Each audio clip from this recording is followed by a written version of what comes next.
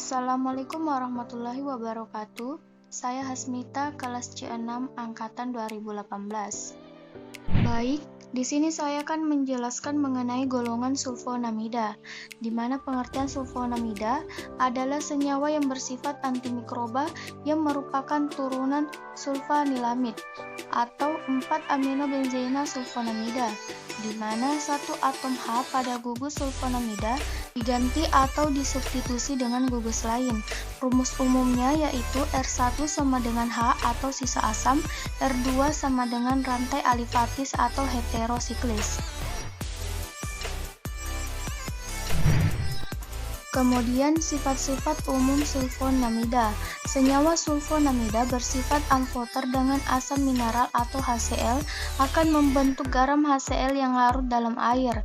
Dalam suasana basah, NaOH akan membentuk garam yang larut dalam air. Adapun kelarutannya sebagai berikut.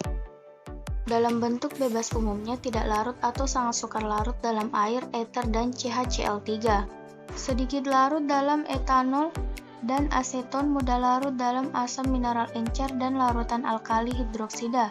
Dalam bentuk garam natrium, mudah larut dalam air, sukar larut dalam pelarut organik.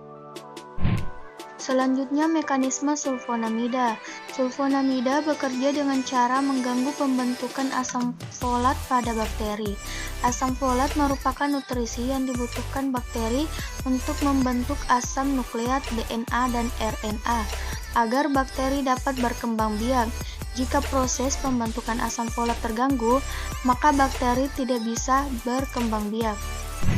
Sampel yang saya gunakan yaitu sulfometoxazole, karena sulfometoxazole mempunyai sifat kompetitif antagonis terhadap asam p-aminobenzoat, yaitu dengan menutup perubahan asam p-aminobenzoat menjadi koenzim asam dihidrofolat yang merupakan bentuk tereduksi asam folat. Adapun rumus struktur dan pemberian dari sulfometoxazole di mana serbuk putih atau kekuningan, tidak berbau, mula-mula tidak berasa, lalu agak manis, tidak larut dalam air, ether, dan CaCl3, larut dalam 20 bagian etanol, 5 bagian aseton, larut dalam asam mineral E, dan larutan alkali hidroksida. Selanjutnya pengujian sulfonamida, di mana yang pertama reaksi diazotasi dengan HNO2 dan beta-naftol, di mana reaksi yang digunakan yaitu larutan NaNO2 1% dalam air, kemudian larutan beta-naftol 4% dalam NaOH2n. Dan cara pengerjaannya yaitu larutan sedikit sampel dalam HCl2n bila perlu dengan pemanasan. Kemudian ditambahkan 1 tetes larutan NaNO2 dan 1 tetes larutan beta-naftol akan menghasilkan warna merah terang atau merah jingga. Kemudian reaksi indofenol, di mana sedikit zat dilarutkan dalam NaOH2n ditambahkan 1 atau 2 ml dan sedikit fenol kristal, lalu dididihkan dan didinginkan, kemudian ditambahkan sedikit kaporit atau larutan NaCl encer, terbentuk warna tergantung pada zat yang diperiksa. Kemudian yang ketiga reaksi dengan CuSO4, di mana reaksi yang digunakan yaitu larutan CuSO4 1% dalam air, dan cara pengerjaannya yaitu zat dilarutkan dalam sedikit larutan NaOH 0,1n, lalu ditambahkan 1-2 tetes reaksi dengan warna-warna tergantung pada sulfat yang diperiksa. Kemudian identifikasi sulfometoxazole. Yang pertama dengan penambahan HNO2 dan beta-naftol akan menghasilkan endapan merah jingga. Yang kedua, reaksi indofenol akan menghasilkan warna kuning emas. Dengan penambahan larutan CuSO4 akan menghasilkan warna hijau. Kemudian yang ketiga, reaksi Lieberman akan menghasilkan warna kuning.